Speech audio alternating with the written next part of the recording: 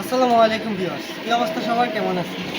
আপনাদের বাসা বাড়ির গেট বা গ্রিলে, নতুন গেট বা গ্রিলে যদি রং করাইতে চান, সেক্ষেত্রে প্রথমে যে কাজটা হলো যে শিরিষ কাগজ আছে, আমাদের ওয়াটারপ্রুফ শিরিষ কাগজ আছে, লোহার শিরিষ কাগজ আছে।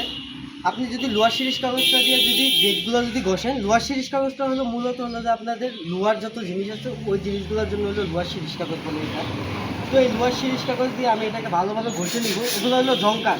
এই জংকার সহকারে যদি আমি রেডক্সাইড রং করি, কিছুদিন পরে ওই রেডক্সাইডের উপর দিয়ে আমার জংকারগুলো বাইসা চলে আসবে, তো কোনো লাভ হবে না।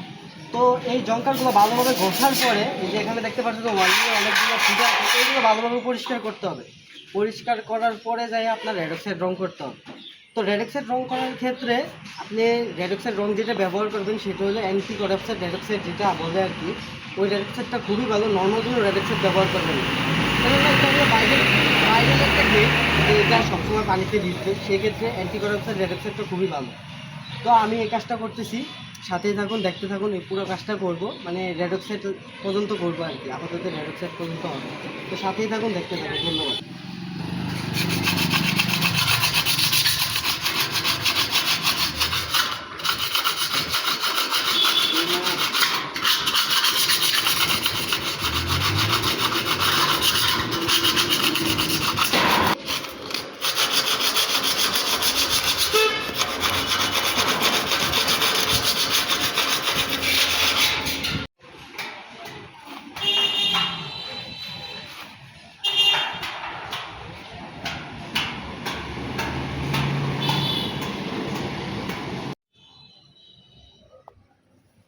সেটা আমি এখন খুলতেছি।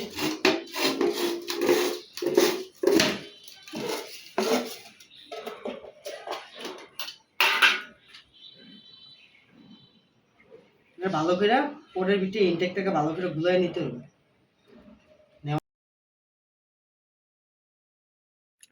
রেড অক্সাইড লাগানোর সময় খেয়াল রাখতে হবে রেড অক্সাইড গ্রিল থেকে যখন গাইমা গাইমা নিচে না পড়ে।